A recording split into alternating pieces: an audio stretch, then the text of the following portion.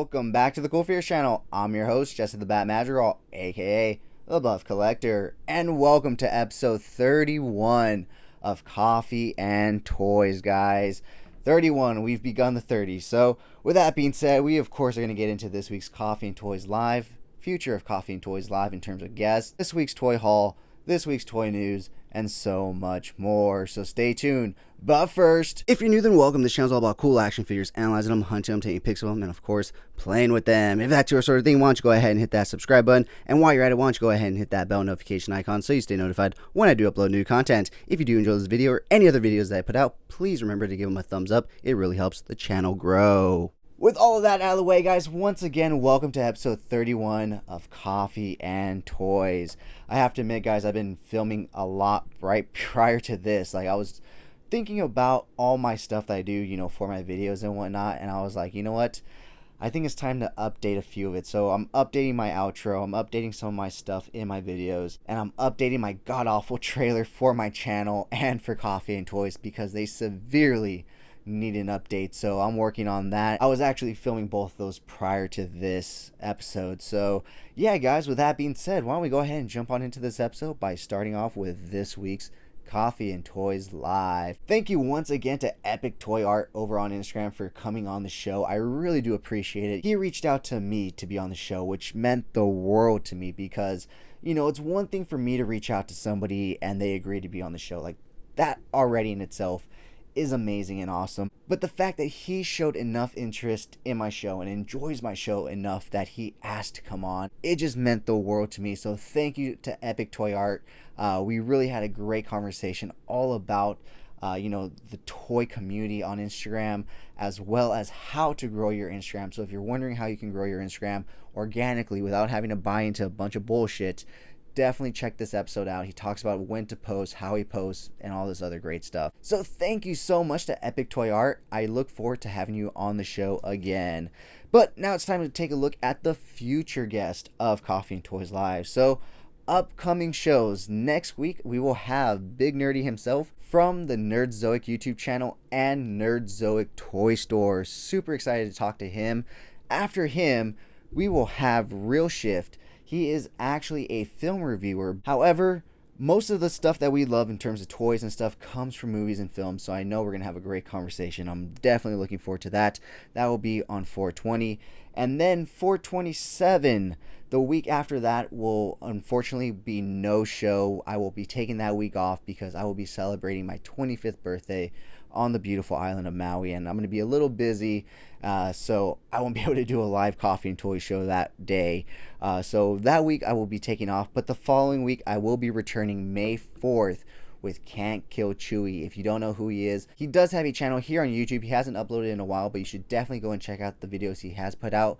They're kind of like list of you know, Black series and vintage collection series, or vintage collection figures, I should say. I'm gonna get eaten alive in the comments. But he also does like toy news and updates on Instagram in terms of, like, you know, new toys, toys in stock, toys on pre-order, and all sorts of great stuff like that. So kind of like a Yak Face, but not just for Star Wars, but for all toys and stuff. So definitely check him out on YouTube and Instagram. But after that, I will be having the Loyal Subjects. I believe his name is Jonathan. They're head of, you know, everything on the show. Super excited to talk to them. They are an LA based toy company, which I just recently found out, which is amazing and cool because I'm here in LA. So that's super cool to know, because most toy companies nowadays are definitely not here in LA with everything the way things are. You know, they're in like New Jersey or Washington and stuff like that. But super cool to be able to talk to him. But the week after that, I will be talking to Visual Approach Photos. Super excited to talk to him. He takes some amazing toy photography, so definitely check his page out if you haven't already. So that is it in terms of all the future guests I have lined up currently for Coffee and Toys Live. But as always, I am open to suggestions from you guys. Let me know down in the comments below, who do you guys want to see next on Coffee and Toys Live? You know, I've been pretty much running through my list of all the guests that I've personally wanted to have on the show, and they've all thankfully have, you know, agreed to come on, and they were all great people. So I'm gonna have to probably start going back and doubling back and having a few of them back on the show. But I still have a few more that I'm trying to reach out to and get on the show that I haven't quite got on yet. But still, like I said, if you guys have someone in particular you want to see on the show, let me know and I'll reach out to them and try to get them on Coffee and Toys Live. So with that being said, guys, why don't we go ahead and move on into this week's toy haul. So here we do have the ARC Troopers that we got from Walmart last week. I figured since they were a unpackaging and unboxing, they deserve to still be on the table for, you know, at least a full episode and, you know, hang out here. So they're on the table once again. We did take a close look at one of them last week when we did the unboxing. So if you want to take a closer look at them, you can go ahead and check out last week's Coffee and Toys, or you can check out their reviews, which are up now on my channel. So going based off the order I received them, obviously the ARC Troopers were first. Next up was this Mcfarland Toys Mega Fig Titan Joker, and this guy is amazing. Just look at him, so humongous. I mean, come on. Now there is one thing wrong with him, if you can't tell. Yeah, his ankles are very, very weak, so you have to be really cautious and aware of how you position him and how you balance him, because if not, he just falls face first, just no resistance at all. So that is the one shitty thing about this figure. Other than that, the sculpt and everything is amazing. Like, see, even there in a very crouched position, if he puts too much pressure on those ankles, he just goes flying forward. So seems like we found a good one there, so I'm gonna go ahead and put him back. But yeah, still a great menacing figure, and he honestly photographs very well. And you know, once you get him posed up and balanced up, you know, you can do a lot of great stuff. And I feel like he's gonna fall at least once during this episode, guys. Let's be careful, because up next, why don't we go ahead and take a look at this. This is the, I'm gonna be honest, I don't remember the name exactly. It is the Kryptozoic calling card Joker life-size hand statue, and this thing is fucking awesome, guys. Like, the whole way I found this was because I actually first discovered the Batman one that they have, and that one is actually currently en route to my house, and it will be here on the table next week, so super excited about that. But I had to pick up the Joker one first, because the Batman one I found on eBay and Amazon. This one was only on eBay, and it said only a few left, so I had to jump on it.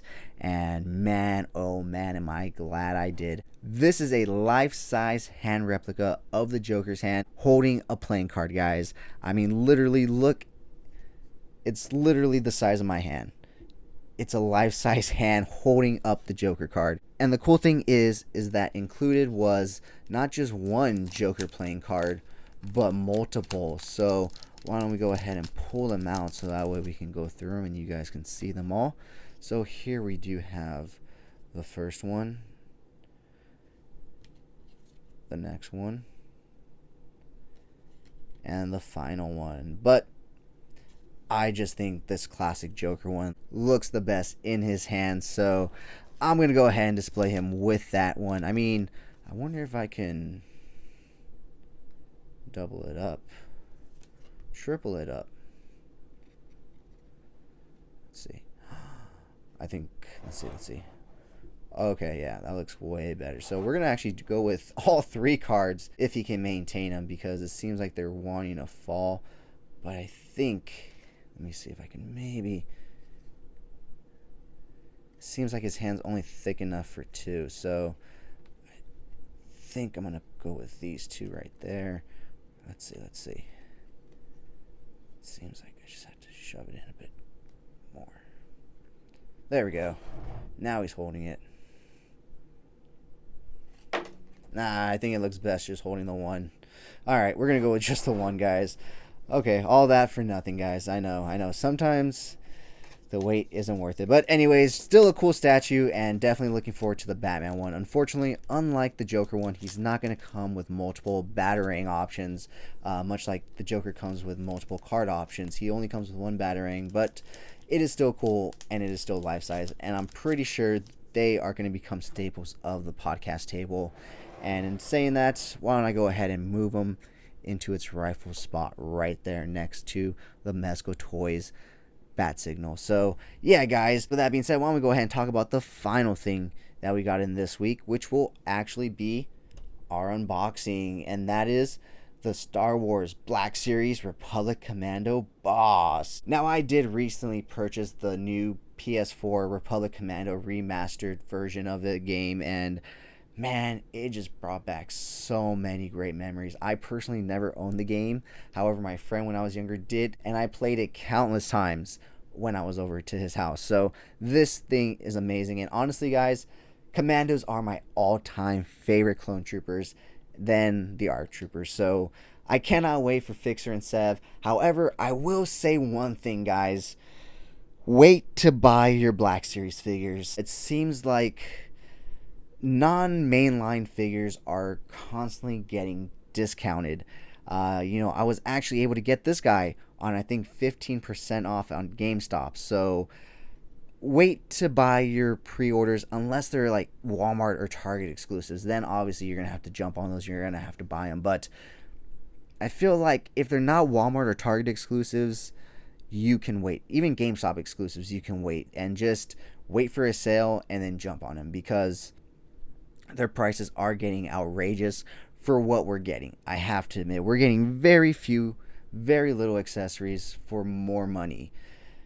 It just doesn't make sense. So that is my tip to you guys. Just try and hold off on buying new Black Series until you see a sale, even on pre-order. I mean, sometimes they're on pre-order and they're on sale. So just hold off. I know it sucks. I know it's going to be like a waiting game, and sometimes they sell out, but they'll come back in stock. Trust me, their distribution and inventory is getting better. I feel like the supply is finally going up while the demand is going down because of these price increases. This year, collectors are really having to pick and choose what they pick up. Talking about that, I'm having to pass on something from a main line that I collect, and that is the new Neca Toys April and Casey Jones Farm 2-pack, which is now recently starting to hit Walmart stores. And the reason I'm passing on it is because they are now priced, their 2-packs, at $60. Oh man, that is a little too much for my liking, especially for what you get in that Farm 2-pack. And I do already have 2 Caseys in an April, so do I really need another? No. So I'm going to have to pass on that set. And yeah, so that's what I'm saying, guys. We're really going to have to pick and choose this year. And if you can find them on sale, why not get them on sale? And that way it makes the picking and choosing a little easier. So yeah, guys, that pretty much wraps up this week's toy haul. Not too much, but every week can't be a big toy haul week, or else where would I be living and storing all my toys? I'd be broke. I wouldn't be able to pay rent or bills. So anyways, guys, let's go ahead and move on into toy news. But first, thank you so much to our sponsor, VRare Store. Check them out for all your Funko Pop, anime, and Pokemon card needs. $5 flat rate shipping on all Funko Pops. Use code CoolFigurez at checkout for 10% off your order. VRare Store, check them out. And thank you so much to Old School Lab Supplements as well. Check them out over on Amazon and use code JesseM12 for 12% off your order. Starting off with some NECA news, guys. So we finally have a decent amount of news. In the prior weeks, we haven't had too much news, but this week we have a little bit of decent news. So starting off, we do have the NECA Aliens Fire Team Elite. So in this runner wave, there are 2 separate aliens, a runner alien and a prowler alien. Now, I personally don't collect this line besides one Xenomorph and one battle damage Xenomorph, well, and the alien snake.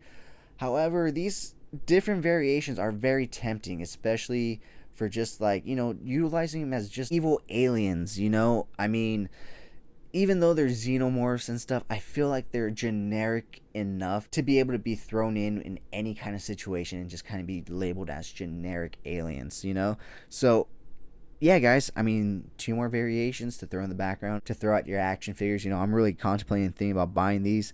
Some of the previous ones that they've released that are supposed to be variants and different versions of them weren't different enough for me to want to pick them up. However, these ones do look different enough than just your basic xenomorph, so these do tempt me just a little bit more. So with that being said, why don't we go ahead and talk about the big NECA news of the week, and that is, of course, the Turtle Van. Man, what was it that Yoda said? Begun.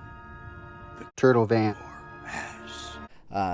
Because you have Super 7, you have Underground Arsenal, the third party, unlicensed one, and now we have the NECA cartoon TMNT van. I want to know down in the comments below, which one are you getting? Are you getting all three? Or are you like me and passing on all of these and saving some cash? Because like I always say, I watched the TMNT 80s cartoon show. However, I didn't grow up on the 80s TMNT cartoon show. I grew up on the 2003 one. I didn't watch the 80s cartoon show until I was much older and grown.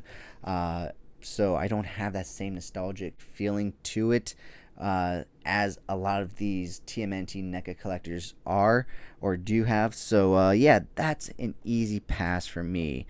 So yeah, next up, they did also show off their brand new Predator 2 Ultimate Shaman Predator. Once again, I personally don't collect this line except for one battle damaged Predator and a jungle Predator to go along with my Dutch. But this one actually looks pretty fucking cool. I feel like you can throw this in and just make him like some really crazy looking monster going after your figures, especially if you have Rumble Society figures. I feel like he would really pair up well with those guys.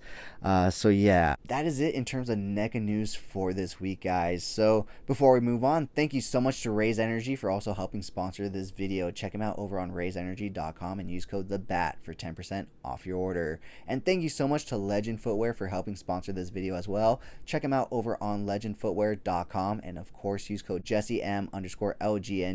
for 10% off your order.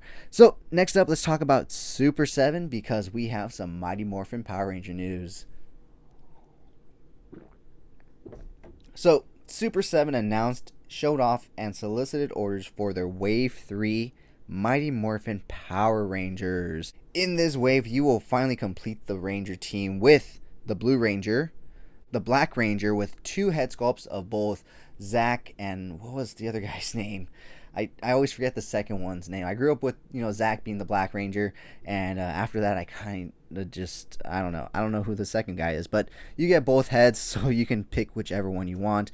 You will also get Finster, and of course the evil Lord Zed, and the one that really fucking tempted me, the Dino Megazord. However, it's not towering over the Rangers. I feel like that figure was such a missed opportunity by them not making it as big as they could. I mean, charge $85 if you have to, but that figure alone should be towering over the Ranger figures that they have in their Super 7 line. But yeah, unfortunately, it does not. So yeah, that is it in terms of Super 7 news. I mean, there's a few other Super 7 news, in terms of reaction and all that stuff, but we don't cover that here on the channel. So moving on to some Star Wars news, guys, because Hasbro had a fan-first live stream, and they announced a lot of new stuff. Starting off, I'll give Vintage Collection some love right now, and they did announce a new Death Trooper build-up pack, which includes 1 Commander and 3 regular Troopers. That's all the love I'm going to give to Vintage Collection, only because I love Troopers, and that's really cool. I really wish they would do this with Black Series, but I feel like if they did, it would range anywhere from $250 to $300, and honestly, at that point, it's not even worth it. So yeah, unfortunately, I don't see us Black Series collectors ever getting something like that, or at least not ever getting something like that for a reasonable price, like the Vintage collectors get. So you win some, you lose some, because we got some really great announcements for the Black Series. So they did announce the brand new Deluxe Saw Gerrera. This guy's huge. This guy's an easy pass for me. As much as I personally love Rogue One, I feel like Rogue One is the one and only great Star Wars film that Disney has given us, and I absolutely love that film. It is amazing and great.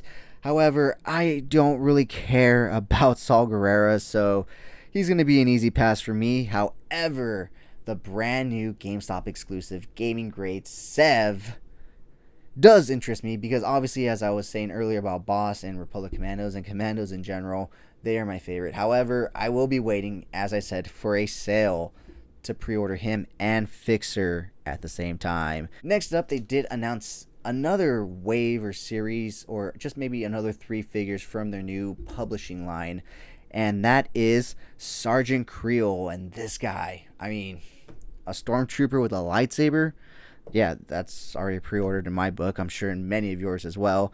Princess Leia from the comic books, and Infinity's Darth Vader, which I personally am looking forward. I mean, I know it's a simple repaint of Vader, but it's crazy how amazing his suit looks in both black and white. And I feel like putting that on my Star Wars shelf would really pop and stand out and bring some contrast and separation between all the other figures. Because even if you look at like the Jedis and stuff, because I have a Jedi and Sith shelf, they're all in like dark brown and whatnot. So I feel like that bright white from Vader will really add some contrast and light and separation and depth to my Jedi and Sith shelf display. So yeah, guys, let me know down in the comments below, which of those figures are you excited about? Are you a vintage collector or a Black Series collector? Or do you do both? RIP to your wallet. So next up, let's go ahead and talk about a company we don't usually talk about, but I did mention it a few weeks back when they did announce their brand new The Batman figure, and that is SH Figuarts, because they finally released some pretty promotional pictures for us to see. And well, the verdict's in. Doesn't look the best. So I thought I was going to get my first FH Figuarts figure. However, it looks like this is going to be an easy pass for me, and I will be waiting for the Mayfix version because I'm sure they're going to release one eventually since they are so deep in Batman. I've kind of been always against spending a lot of money on higher end figures that aren't cloth or soft goods in this way. So what I'm talking about is, like, when you look at the Mayfix Batman, his, you know, if you look at like the Dark Knight Returns Batman, his uniform is soft goods. It's like, you know, tights and everything. But when you look at the Mayfix, it's this hard plastic, and so I just don't like that personally. However, if you look at the Christian Bale armor, it is more like armor and hard and stuff. So I feel like the Mayfix version works really well for that because it looks like armor. Whereas, you know, a Mezco looks better for a Dark Knight Returns because they have that soft good, you know, usage in their figures. So in saying all that, what I'm trying to get at is I believe the Mayfix of the Batman is going to be this far superior version in any version.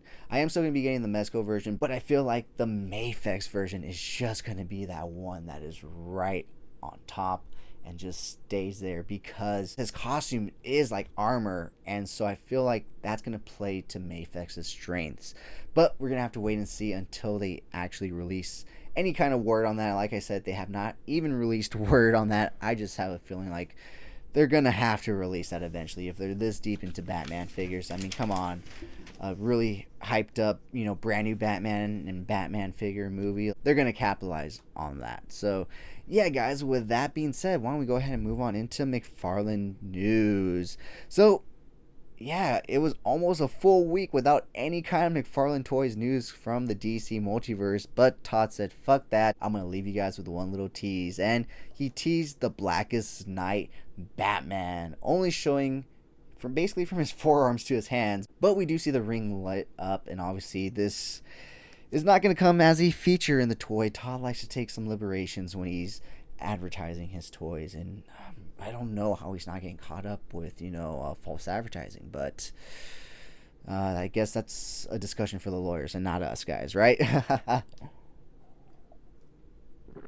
But anyways, let's go ahead and move on because that is it in terms of Mcfarland Toys news, surprisingly, for the week. And I'm going to go ahead and give Marvel Legends some love for my great follower, Marvel Funko Bros.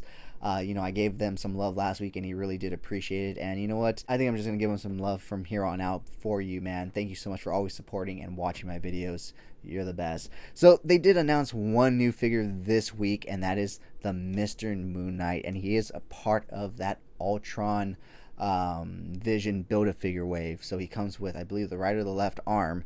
But yeah, so that is it in terms of Marvel toy news. So before we move on into the last portion of the news, thank you so much to Man Sports Supplements for also helping sponsor this video. Check them out online at mansportsupplements.com, and of course use code THEBAT for 10% off your order. Thank you so much to Diamond Select and their marketing manager Zach Oath for providing all the information and images for this next bit of news. So moving on, let's go ahead and talk some Diamond Select. They have released and solicited orders for their Cobra Kai Deluxe Figures Series 1. And in this series you will get Danny LaRusso from The Karate Kid, John Kreese, and Johnny Lawrence from The Karate Kid. Now, I'm saying from The Karate Kid because even though it says Cobra Kai packaging, it's literally them from The Karate Kid. Like, they're young and everything. So I feel like they just have to put them in the Cobra Kai packaging to, you know, fulfill any kind of legal obligations and whatnot. But I'm sure in that show there's flashbacks to Karate Kid, and that's how they can get around saying, well, we can do a young Russo and a young Johnny. So yeah, I have seen The Karate Kid. This isn't one of those that I haven't seen. It's just not one of those films that I personally need figures from, you know what I mean? So I absolutely do love that movie. That is one of my favorite movies, alongside with obviously a bunch of great 80 movies like The Breakfast Club, Ferris Bueller's Day Off, but I don't need action figures from them, you know? Although a Breakfast Club figure set. No. We don't need action figures from them. And Karate Kid is just one of those other franchises which I absolutely love and will watch all the time, but I just don't need figures from. But these figures do look really good, and they are deluxe figures. So if you are a Karate Kid / Cobra Kai fan that do need figures for your shelf and display for this franchise, definitely check out Diamond Select. They have you covered. Next up, they did release Godzilla Vinimates vinyl figures 2-pack. Godzilla 1954 and 1999. Now, it wasn't included in the actual solicitations and saying that it's going out to stores now. However, in the images, I also did get a Godzilla versus Mecha Godzilla 2-pack. So stay tuned for more information on that as it comes out. Next up, they did also release their Marvel Premium Collection Thing Resin statue. This is a premium statue, guys, so it does go for a little more than their gallery statues, but the detailing, sculpt, and painting is that much better as well. But talking about their gallery statues, they did release one gallery statue in the form of the Mortal Kombat Scorpion statue. So if you're a Mortal Kombat fan, look out for that. And the last thing that they did release this week was the half-scale 3D Boba Fett Empire Strikes Back bust. This thing looks fucking awesome, guys. I have to admit, this thing looks amazing. And if I had the space, maybe I'd definitely consider it because it just looks fucking amazing. But yeah, guys, that wraps up this week's toy news. So with that being said, guys, let's go ahead and move on into this week's unboxing. So of course, like I said at the beginning of this video, this week's unboxing is the brand new Star Wars Gaming Greats Black Series GameStop exclusive Boss from Republic Commando. Here's the side of the package, and here's a look at the back. You guys can go ahead and pause the video if you guys want to read that.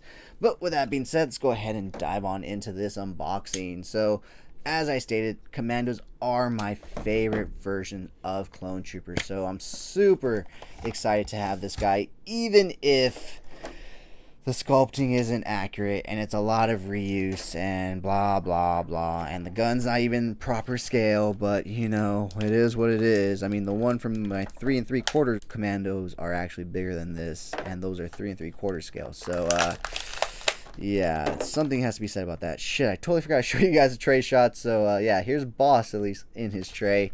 Alright guys, so here is Boss all out of the packaging and put together. Is Hasbro using cheaper plastic? Because it feels like cheaper plastic, and we're paying more for these guys, especially these GameStop exclusive figures. And it is a new sculpt because it doesn't have that knee pad. Well, no, it's probably reused from the Bad Batch, but I don't know. I have quite a bit to say, so look out for my review of this guy, most likely coming this week. But yeah, here he is all out of the package. He does look pretty decent. Obviously, he would look a lot better if he was more accurate. He almost fell into my cup of coffee. But yeah, guys, that has been this week's unboxing, so he'll go ahead and stand right there next to his brothers. Thank you so much to all of you new subscribers. I'm almost to 800. And I could not be more excited and more appreciated, guys. As I always say, I know you guys are probably tired of hearing me say it, but if it wasn't for each and every single one of you, I would just be a grown man talking to myself about toys. So thank you, thank you, thank you, thank you so much for each and every single one of you that have subscribed to the CoolFigurez channel, that have followed me over on Instagram at CoolFigurez, that have followed me over on my other toy photography page, Epic Shots by CoolFigurez. So thank you once again, but the episode's not done just yet, guys. As always, Coffee and Toys Live is right around the corner. So with that being said, I will see you next week for episode 32. Let's get into this week's Coffee and Toys Live.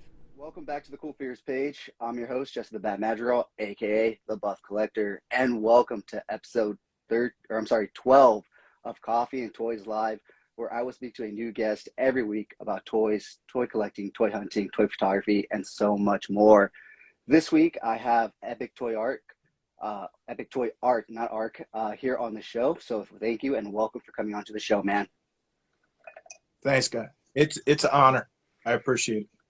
No, thank you first and foremost. You hit me up to come on the show, and that means a lot to me. I didn't have to reach out to you. You were interested enough to want to come onto the show, so thank you. That means a lot to me. Just with me just barely even starting out the show, having someone show that kind of interest, it means a lot. So thank you so much. I really do appreciate it. Yeah, man. So first off, man, how's your week been? It's Wednesday. How's your week been? It's been pretty good. Started a new career and stuff, and kind of just started getting back into epic toy art. I don't know, maybe 6 months ago. Got back on there, so things have been up and up for the most part.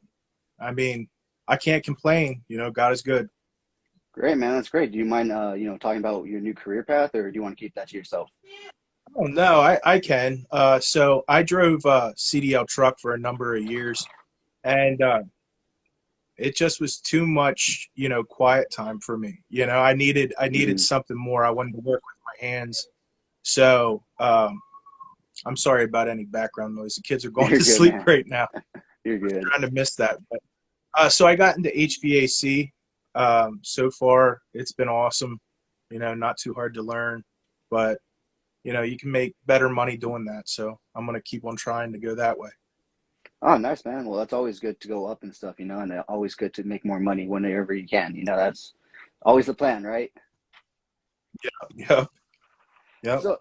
So what got you into collecting, man? Well, so it's kind of funny, and it sounds maybe a little weird, but, back in the dating days when I was younger, I met a woman with kids, dated her for a little while, but when they did leave, they took all the toys with them. So for me, it didn't really bother me until about 8, 9 years ago. My son was born. And right before then, I was like, man, I wish I had all this stuff to give him. You want to pass it down to your kids eventually, No, yeah. And I was like, how in the world do I find this stuff? And I jumped on Instagram and started buying the stuff. And that's when I ran into the photography. So that was kind of like I'd like to try this, and just one thing led into the other. No, yeah, I totally feel you, man. That was exactly kind of how it went. I started seeing them make better versions of toys that I grew up collecting and stuff, and that I have still. Thankfully, my parents weren't one of those that okay, you're done, you're grown up, okay, I'm going to throw this all out. Thankfully, I still have all my classic Star Wars toys from when I was growing up in binge and whatnot. So I saw them making, Star Wars Black Series 6-inch versions, better versions, and I was like, let me check this out. This is cool. And then, like you said, you go into Instagram and stuff, you look at it, and then all of a sudden, toy photography pops up, and you're open to this whole new world that you didn't even know was a thing until you started just kind of diving back into it. You know what I mean? Yeah. I mean, I remember just you would see one artist pop up when you were looking at it, and then you'd be like, oh, this is cool. And then you find out there's a whole community, and it's like, wow, there's all these people that are involved in this community that actually, it has built up to jobs for some of them, So it's amazing from just finding that one little picture, how much more there actually is to it. No, yeah, some of the artists on here do some amazing work to the point where honestly, it needs to start being considered art itself, actual worthwhile art, because a lot of time and creativity goes into these. As much as we're able to pump them out relatively fast versus, like paintings and all that, a lot of work still goes into Hmm. them, whether you're an amateur or, like Jason P. Michael, or work more or less, and you put in a lot of work and time and stuff like that. Like, I feel like this should be considered art, just as much as drawing a picture would be. Oh, absolutely, absolutely. And the thing is, oops, slipped a little bit there. You're good. I'm back. Um, the thing is, I think a lot of people, when it comes to the seriousness of this, they don't actually understand how big this industry has actually gotten. I mean, you have Captain Dangerous doing um, photos for Nintendo. You have Sergeant Bananas doing all these photos for different companies. You just had Plastication do something for WrestleMania, Mm-hmm. and those are the ones you see. Like if you go to some, I'm not sure where you're from. I think Goodwill's global, but we have something called Goodwill. Even on some of those doors, you see the miniature figures, Mm-hmm. and it's actually a photo of these miniature figures doing stuff. And it's like, well, that's from the toy community. Mm-hmm. So it's growing and growing and growing. And honestly, like just the artists, they grow so much. And to see them through the years build up to what they are now, or the things they've accomplished, I mean, it's just amazing. No, yeah, exactly, man. It's crazy to think that just playing with toys, things that we grew up with and love, has turned into, like you said, actual jobs with huge franchises. You know what I mean? Like you said, WrestleMania, like that's nothing small. Yet they came to a toy photographer or animator at the same time, and that's basically where our community's at, which is really cool to think about, since it kind of just started with the start of Instagram. I'm sure there's people taking pics like on their own and stuff, but in Mhm. reality, the whole sharing and the networking of it all started kind of with Instagram whenever that first person posted that first toy photography. Absolutely, absolutely, yeah. It's definitely been a tool to help grow our community and blend us together. It definitely has helped in that area. Oh yeah, definitely. So what are some of your favorite lines that you collect personally? Okay, so I looked over this earlier and I was like, hang on a second, okay? So my thing is right now I'm in one of those funky moods where like I like the toys that are coming out. I think they're better than they ever been before. But I'm just looking for something that's like completely different. Mm-hmm. Um, and I know it might not be popular, but I know I was looking at some Acid Rain figures, and I think Joy Toy makes some of these figures with the big Dio suits, the mech suits, Mm-hmm. with these smaller figures, and I've even considered to go that way. But my collection has actually it's come in and out. Like I build it up and then I Mm-hmm. sell a bunch of it, and I build it up again and I sell a bunch of it.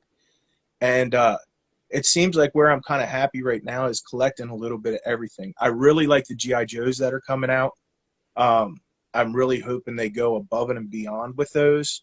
Mm-hmm. Start bringing out some some of the extra figures. Like I understand, like they want to do a version of this and a version of that, but give us more so we can actually produce these photos of these amazing figures. Mm-hmm. um and I know they're kind of hard to find now. I know a lot of the ones I've gotten, I've luckily ran into. Mm-hmm. But yeah, they're scarce. They're scarce in this area at least.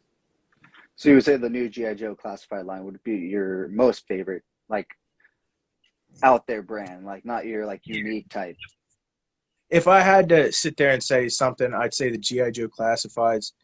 Like I really like the detail in the figures, and the fact that they're actually like they're doing a little bit of a futuristic, but they're not taking it so far away from the original characters that you Mm-hmm. don't know who they are. It's not like you guess who this is. You know what I'm saying? Like Mm-hmm. Oh yeah. and I like the fact that they're doing that.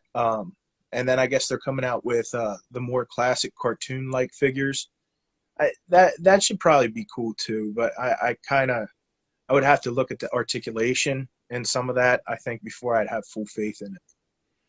No, yeah, definitely. I don't collect that line personally, but I've seen them and they definitely look great. And it's Hasbro's, own line and everything. So no wonder they're putting everything into it. Because especially when you look at that line compared to, like, say, Star Wars Black Series, you get way more for your money with the G.I. Joe classified line than you would, say, a Star Wars Black Series figure for, say, even less than what a Star Wars Black Series is going for. Even some of the deluxe Star Wars Black Series have less accessories than the regular standard G.I. Joe figure. Yeah, that's something. I mean, the accessories have actually been great with the figures. Mm-hmm. It kind of reminds you of kind of the classic pack, when you first got them in, what was that, the 80s, where you open it up and you had your weapons and you had your backpacks and you had all that stuff. So, yeah, I mean, it's enjoyable and it gives you that little bit of a nostalgia feel. Makes you feel, hey, this reminds me of my childhood, Mm-hmm.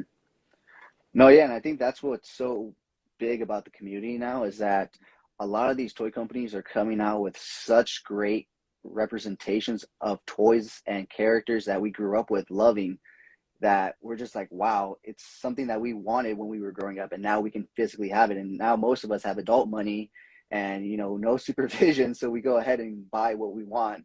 And I think that's why, that's another reason why the community's grown so much. It's just right now is literally the time to be a toy collector and a fan of anything pop culture, because whatever it is, there's something out there for you. Even if you're just a fan of like regular pop culture, I'm sure you can find a Funko Pop for you out there somewhere.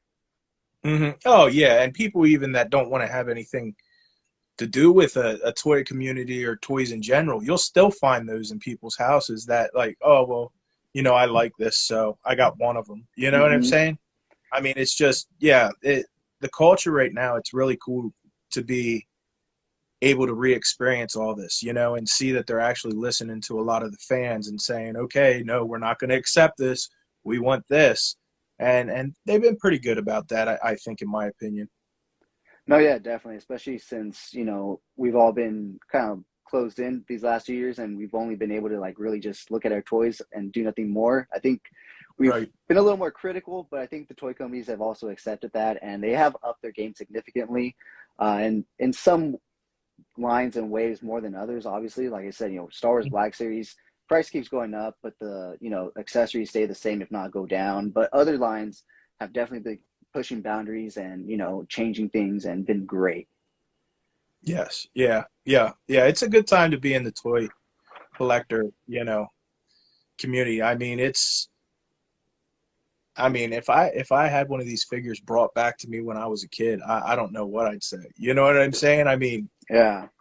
If stuff like that was made back then, it would be top dollar. And now we're actually getting the price. So that is nice. I was just about to say, if you took that back then, I'd think, oh wow, that's like a $200-$400 toy, and it's like, no, it's only $30. But yeah, exactly, yeah. It's like I said, growing up, I always wanted 6-inch Star Wars figures. Those things always look great and stuff, but it's like $100 to $200 per figure. It's like, as a kid, your parents not going to buy you that. Right.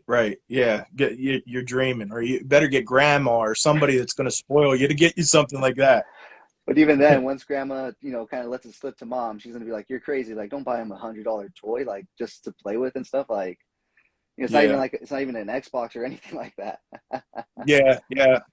Well, like even thinking back that far, like I don't think I remember anything with like super detail that was for sale back then that was like extremely expensive. I mean, can you think of anything? Well, I might be a little younger than you, so I kind of grew up when collector items were kind of starting to come out and whatnot. Like Mcfarland had the license for Halo toys, and Star Wars had like the master replicas and all that stuff, and Hot Toys was coming out with all their 12-inch stuff. So I saw that in the display cases and everything, So although before that, I don't think so. I think that's kind of right around the time that they started catering towards adult collectors. Yeah, I think Spawn was kind of the first one. Yeah. Or any Mcfarland figure where I saw that and I thought at the time that was the best of the best. I mean, that was just awesome, Didn't know a whole lot about him until I looked into him, but I just loved the detail that he put on his figures, Who cares if they articulation back then, you know. And now it's just, I mean, yeah, the articulation in these figures is just amazing. You know, I love the fact that you can really, it's not the same old picture. You know, that was the problem with toys that weren't articulated. You know, everybody's picture would look the same. You can only shoot that figure from so many angles, and then it's kind of like, well, I'm not going to keep on taking the same photo over and over again, you know? So, yeah, I'm glad McFarland actually put more articulation in his figures, too. You know, that was something when I saw him get a job with DC, I was like, oh, no. You know, like, what are these figures going to be like? And still, you know, some of them can be oh, no, but, you know, for me, I think he's doing a pretty good job of doing what he has to do right now. No, yeah, definitely. I mean, they have more articulation points than most figures out there. You have to give it to him. Although he has been taking away articulation points on a few of the more recent ones for some reason. But I don't know. We'll figure that out at another point, I guess. I'm sure they'll get it right at some point. You know. No, yeah. It's yeah, they're doing better and better as it goes. You know. No, yeah, especially if you look back, you know, what was it, like beginning of 2020 when they first launched Wave 1, like versus now. I remember picking up the first Batman, and I thought it was like the cheapest figure ever. I thought the plastic was cheap, and it kind of turned me off from the line, to be honest, until I kind of like took another chance on another figure, and I was like, hey, this one actually has some weight, some density, some actual plastic feel like you buy from an actual company, not just some knockoff toy. You know, that's kind of what the first original Batman felt like, the Arkham Asylum one. It kind of felt like a cheap knockoff Batman because the plastic was very hollow and weak. But he definitely, you know, increased and improved throughout every drop and everything. So yeah. Most definitely. Hey, another good toy line that I found a while ago. I don't know if you ever saw these guys. The Plunderings. Oh, yes. Yes, those things are huge right now. This shocked me. Yeah, this shocked me. When these came out, like, I know that's originally when Sarah was on Epic Toy Art too. And she told me, hey, get on this Kickstarter. And we did. And, like, I saw the figures and I thought, okay, cool. We'll see how it gets, you know, when they get here. We'll see how they are. But this I'm excited to see if they come out with something a little more adult, a little more vicious, I guess you could say. Like, I love the figures that he has created or she has created, but like I want to find something darker like this because the articulation was like really surprising. Like I really didn't think that it would be like that. And then like magnets and everything else, like they really pulled out all the stops when it came to actually putting it together. So like I know those guys, I think they're going on their second wave or whatever now.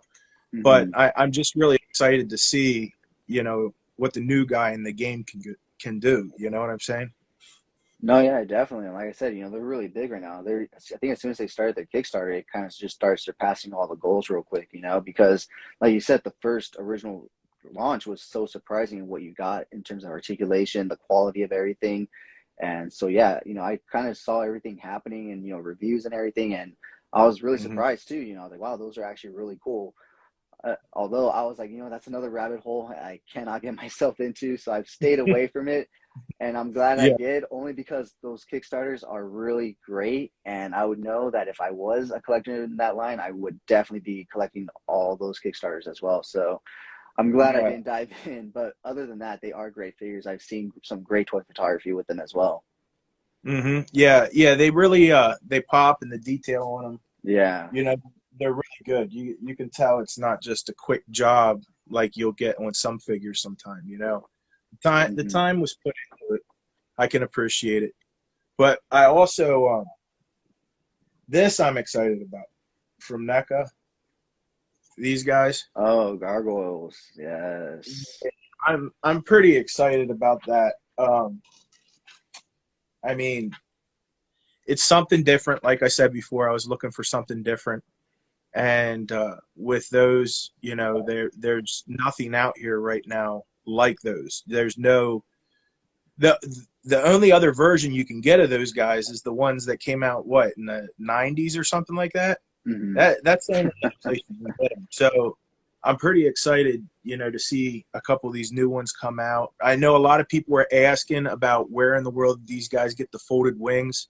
I don't know if you said anything about that yet, but It comes in the the Bronx, dog. doesn't it? Yeah, it comes in. It comes in that because everybody was trying to figure, oh, what did you do? You photoshopped it. Like, how did that?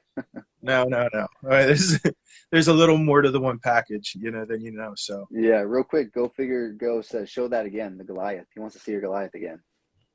all right, That thing's massive. it is like that was the one word Wingspan. about it was like with the wings, unless you're shooting from pretty far away, you're not going to be able to get it all in the picture. Uh, And I'm sure for some people, they don't care or maybe they don't plan on doing that. But if you wanted to show a flying picture, you have to hit them at a certain angle because they're just so massive, yeah. I've got my collection down. I don't know how many times trying to place him in there with his wings. It's so frustrating, but hey, it's worth it. Yeah, I think that's been everyone's biggest gripe about that line so far is the wingspan on those guys. It's like you collect two of them and you're already down the whole shelf, if not three. Yeah, they are massive. I didn't think when I saw them being advertised at first, I didn't think that they would be that big, but I guess it is what it is. Maybe they'll come out with another figure with shorter wings, I don't know. We'll see. Yeah. Is that the only one you have, or did you also find Demona and the other one? That's the only one I have right now. I'm probably going to get the dog here eventually and then kind of see what else is out there. I know they had the Dark Goliath. I did see that the other day, but I was like, no. So, yeah, I kind of pumped the brakes on that. But, yeah, I mean, if anything right now, I'm collecting the G.I. Joes, and I definitely would do the Gargoyles. Plunderings, like we said, they're great figures. I can't wait to see what comes next. Yeah, nice. Do you collect any other kind of NECA figures, or is that the only rabbit hole you've gone down so far? Let's see. So I have a little bit of everything, like the Neca Ninja Turtles. I really like the movie version that came out of them.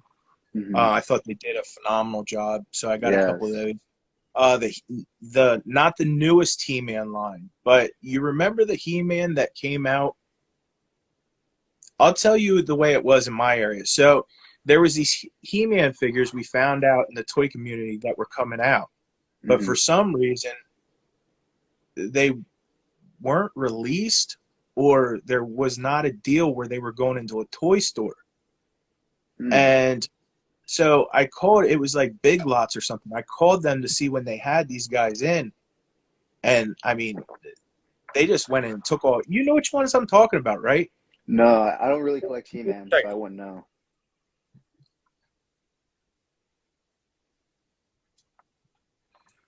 All right. These guys.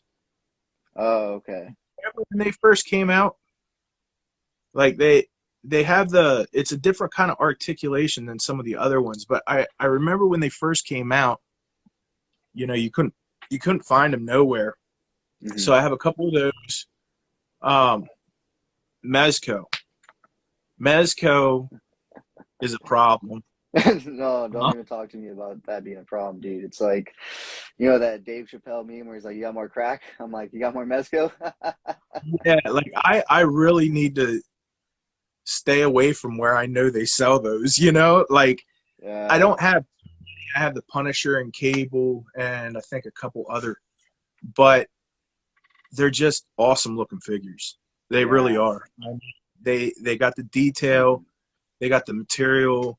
Like you can't ask for more, Mm-hmm. Yeah, and if you honestly buy them at retail, you get a lot for your money. You know what I mean? Like if you're not overpaying for them. So yeah, no, trust me, Yeah. I know Mezco all too well. I got into him about a year and a half ago, and let's just say I spent way too much in that year and a half on Mezco alone. Yeah. I know that the other thing I do like about them, even talking on a financial point, is if you are going to buy a new Mezco when it comes out, it's going to sell for more later. Oh yeah. the value goes up. It's not like it depreciates, you know. It just, as you keep them, the older they get, the more they're worth. Whether you actually display them or not, too. Like, as long as you have all the accessories are in good condition, you have the box and everything, like, you're pretty solid. Yeah. Oh yeah, definitely. Definitely. I know a couple of mine I had that I decided to let go. When I started looking at prices and stuff, I was like, oh, well, I know I didn't pay that much for it, you know? Oh, So yeah. it's always a good surprise. Yeah, that's kind of my rule of thumb now. It's like whenever they release something I kind of want, I'll pre-order it because even if I don't want it by the time it comes out, like you said, just put it on the market and you're going to make your money back plus some. Yeah, definitely. Definitely. So you kind of talked about how you got into toy photography, how you kind of found it, kind of just going back into collecting and everything, but your page is dedicated to sharing other people's photography. Am I correct? Yes. Yes, it is. So how did you get into that? What made you go, I love this and I want to help these amazing artists and show off their work? Okay. So I think this was, I don't know how many years you've been doing this, but this probably was Mhm. before you were, how long you been doing it? Oh man, just barely at the start of the everything. So probably like 2020. Okay. So way back before that, there were a couple groups that were feature pages, and a lot of drama started, you Hmm. know, to the point where, you know, the toy community, I mean, they were sick. You know what I'm saying? There was a lot of feelings hurt. Um, there was a lot of people involved, you know, Hmm. and you know, some of those artists, even to this day, you don't see them anymore. You know, Hmm. that's how bad the situation got, just with the drama allowed and the negativity Hmm. and what else was going on there. Hmm. And you know, I kind of looked at both groups and I was like, well, which one's the best one to get in? You know, which one should I go into so that, you know, I can get my art featured? Hmm. And I was like, man, and it just more and more drama. And finally, I was like, you know what? I'm going to open my own. I'm going to see if I run my own, if I can do it. Hmm. And I started with one post with original hashtag that was never tagged before, you know, and I started trying it. I remember when I first started out, you know, it was a learning process and it was trying to figure everything out. Hmm.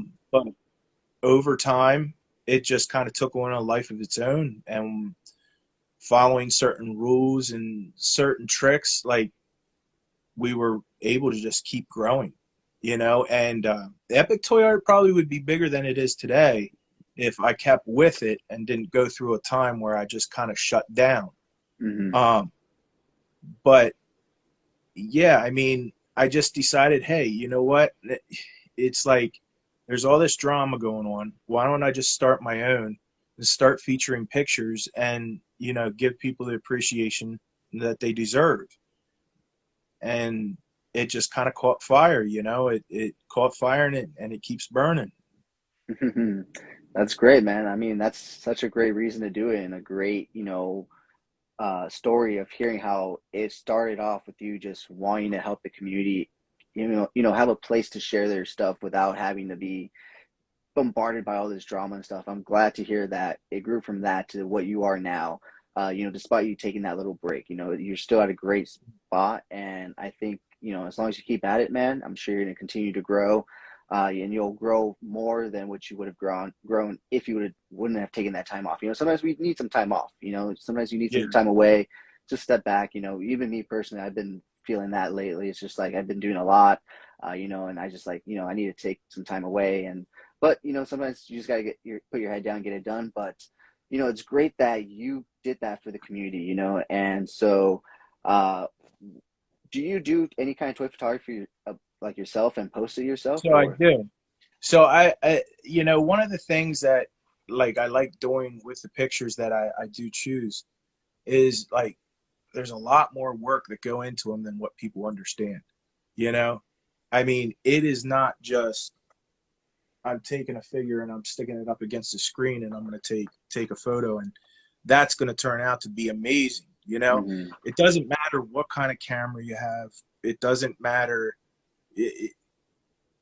What matters is the time you put into it and the dedication you put into it.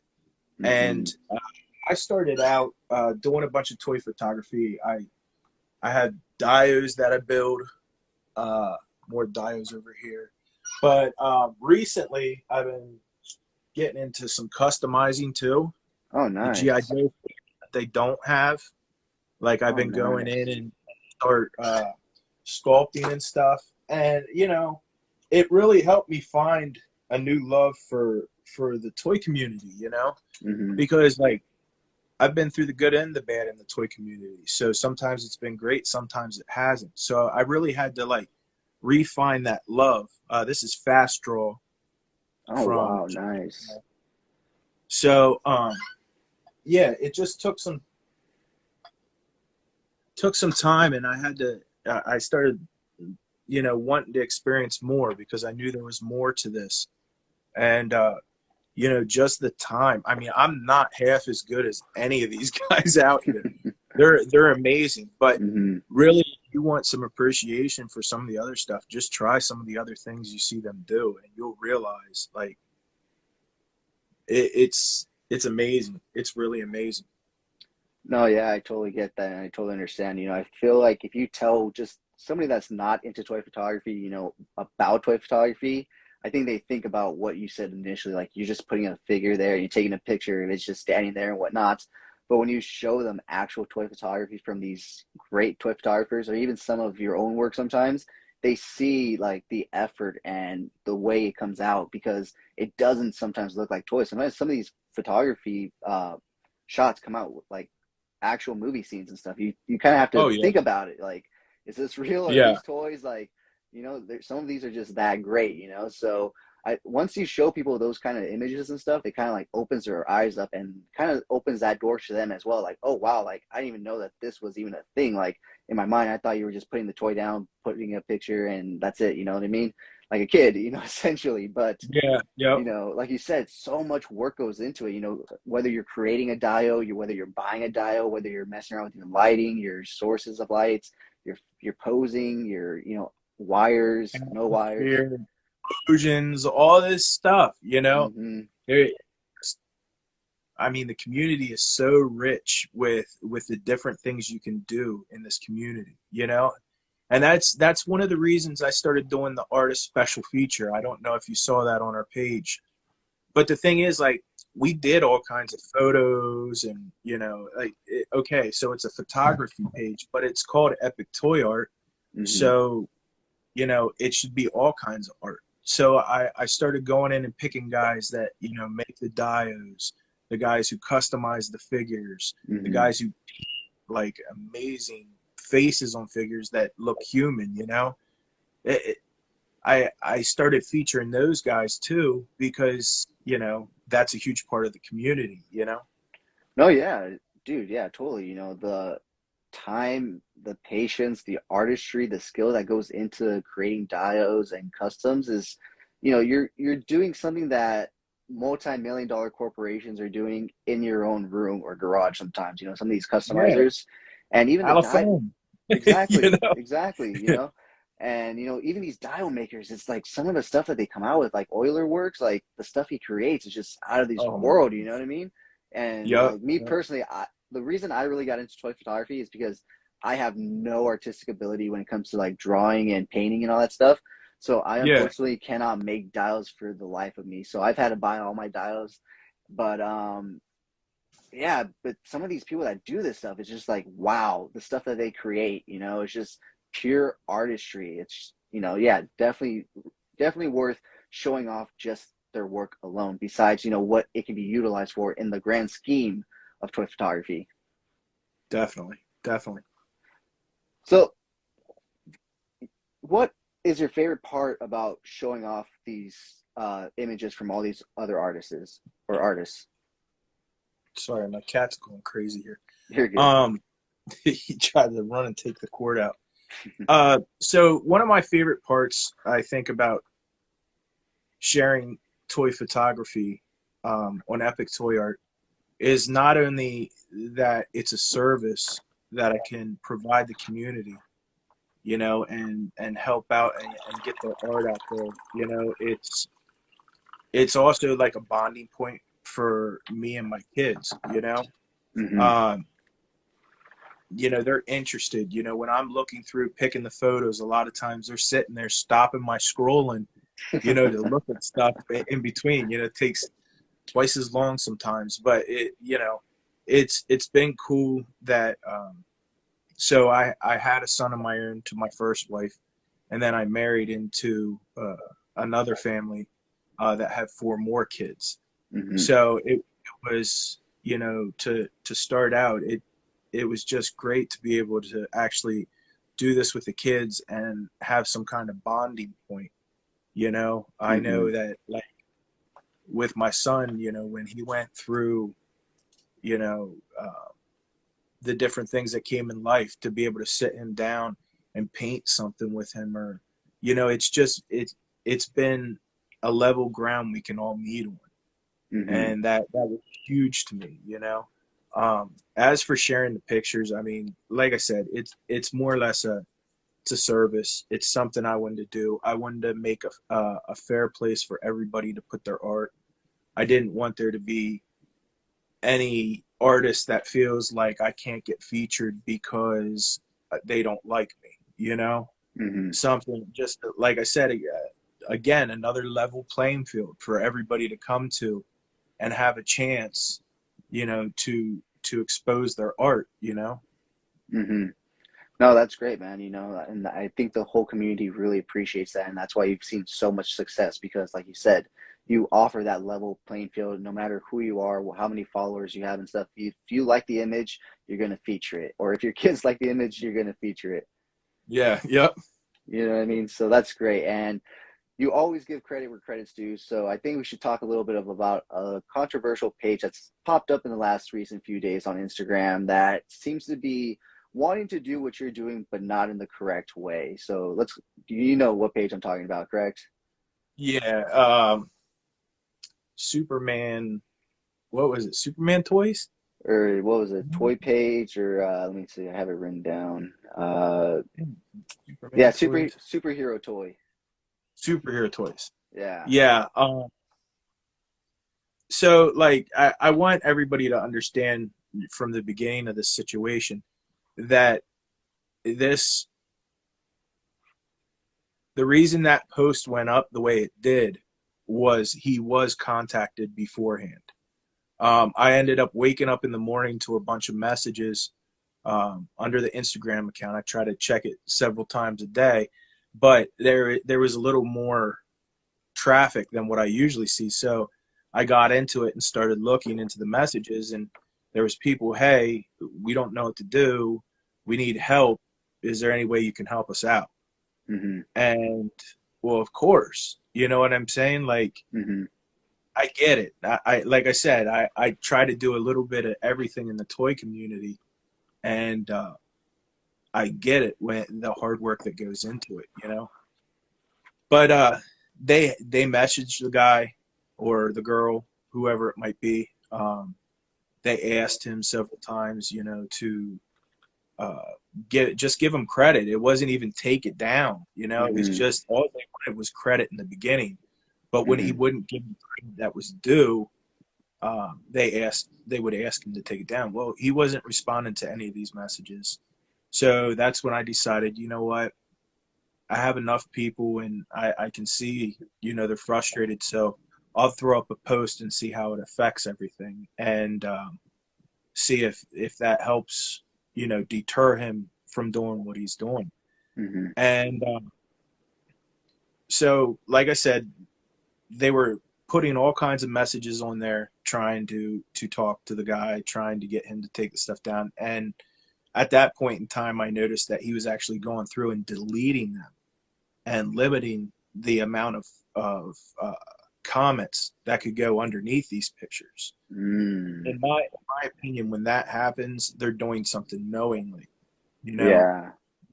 asked, they can see the comments, they're taking them down, and then they're making sure the comments don't stay up underneath the photos.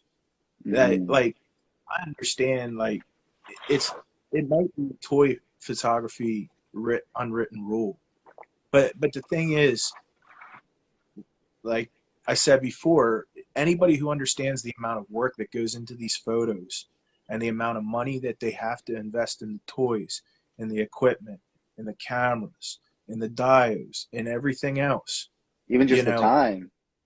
yeah, they know, hey, give credit. You know, if you get an idea from somebody's photo, give credit. If you're Mm-hmm. going to do something you saw somebody else do, give credit. You know, it's not too much to ask. It's really Mm-hmm. not. And you know, I just decided to put my foot down, put the post up, and I mean, they really went after the account. I mean, like, I was trying to keep an eye on it, but I'm talking about this guy had to spend all day deleting these posts because as soon as one person would stop, the next person would start in. But Mm-hmm. I do have an update. So far from what I've seen, his new post that went up, it looks like he's not posting toy photography anymore. Mm. So you take the other ones down, but hopefully he got the message. I know we had a couple people that noticed that he followed a lot of artists from one area. So they even reached out and tried to speak to him in the language of the area they're from, you know? Mm-hmm. So we tried everything. But look, if you're going to share somebody's photo, just give them credit. Mm-hmm. If you miss it, apologize, and then give them credit. Like Mm-hmm. it's a couple buttons that you have to push, and you can make somebody who's very talented that you love their art. You can have a good or a bad. You know, if you decide you're not going to take it down, then he's never going to want you to share his stuff ever again. If you Mm-hmm. give him credit, he's not going to mind you putting pictures up on your page, whether you have one follower, you have 50 million followers. You know, I mean, it's just the right thing to do. No, yeah, exactly. You know, me being also a toy photographer myself, you know, I know the time, the work, everything, like you said, you know, the money that goes into these.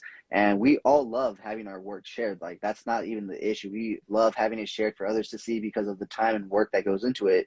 You know, not all of us have the big following. So anytime somebody can share our image and expose it to other people, we're happy. But at the same time, we want them to know where to go for more photos like that, obviously, and Right. who made the original image. And yeah, so it's always good to give, you know, credit where credit's due, you know, especially, you know, in this day and age, we're going to find out. It's not going to be a secret or anything. And like you said, you know, you guys did everything you could, even had people in his own language talk to him and whatnot. And so it just seems like you said, it was him doing it intentionally. And you did, once again, the community a service and favor because he did it for a short time, but had you not stepped in, I think he would have continued it and it would have grown into a larger issue problem. And look, it got resolved in what, a day and a half or so? Yeah, I think so. I mean, I'm hoping, you know, I mean, who knows what tomorrow brings. But I know a lot of us reported it, you know, and put it out there. So, you know, IG knew what was going on. Now, they didn't take down, I mean, they don't give you the option to say, hey, this person stole my work or stole Mm-hmm. original, you know, content, You would think, which, right? yeah, I think they should change. I definitely think they should change. But, It's you technically like know, an art app, and you would think that that would be like something in there. yeah, I mean, I don't understand. And honestly, I thought that was in there at one time, but I might be wrong. But it seemed like they shortened a lot of that. Get out of here. Trying to get up in the phone. Like, um, yeah, I think they shortened that a little bit because I'm pretty sure there was more options when it first came out, you know, when Instagram Mm-hmm. just started up. But who knows? But you know, let's see what happens. You know, I mean, we don't want to come off as a bully community, No, but yeah, we do deserve our respect. You know, just give us the respect we deserve.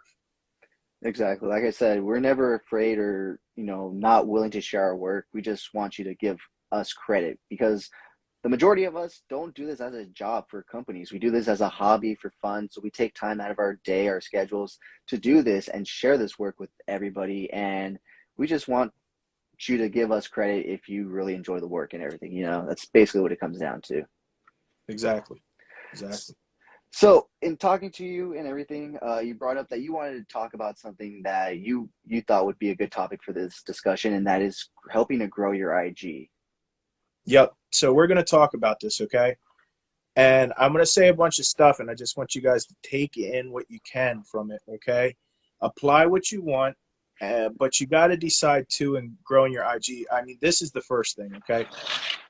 Are you doing an IG just for the fun of it, just because it's a hobby, or do you really want to grow your account so it can lead to other things? Like, that is the first and foremost decision you need to make right off the beginning, right off the bat. You know, because there's a difference in the way you'll post if it's just a hobby or it's something you want to grow. You know, I've had a lot of questions about algorithm. I've had a lot of questions about best times to post. You know, how do I post? How do I, you know, this is how it works, okay? So in growing your account, if you decide you want to grow a huge account, there's a couple things you need, okay? One, repetitiveness, okay? You need to be repetitive in your posting. If you're not and you're all over the place, you'll never reach the same people, okay? Because the algorithm comes into play. And the algorithm is how much your photo will actually show up and how many people to discover. Well, the thing is, knowing that if you post on times that people aren't there or aren't usually on their phones and you know where your following's from, well, you're not going to get the likes. You're not going to get the shares. You're not going to get the follows. You know, it's not going into the pool of pictures. You know, the discovery pool where you go through? Yeah. Well, that's where people a lot of times discover photos, you know, when they're flipping down through and all of a sudden your photo pops up.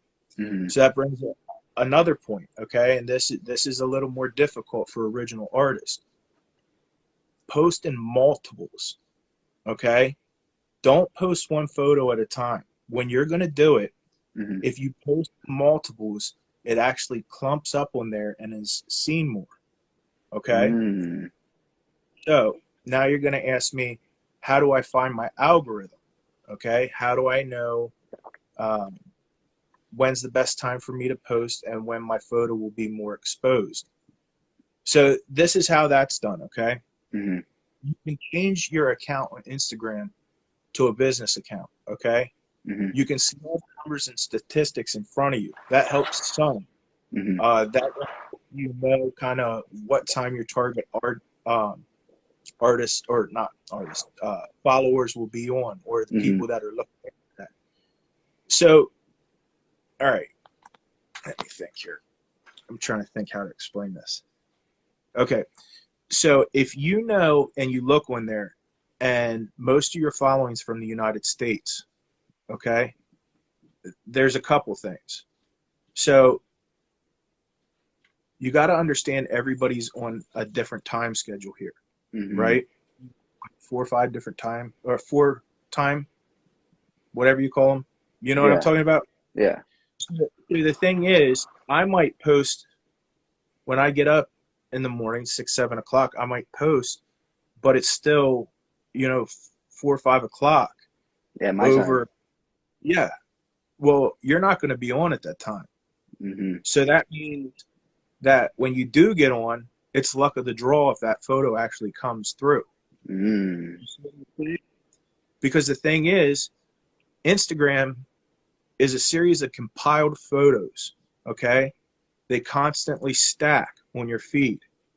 So if you post something at the wrong time, So all you're those, lost. yeah, just going to bury your photo, okay? It's another thing to consider, you know, what time you're posting. Now, international is a little bit different, okay?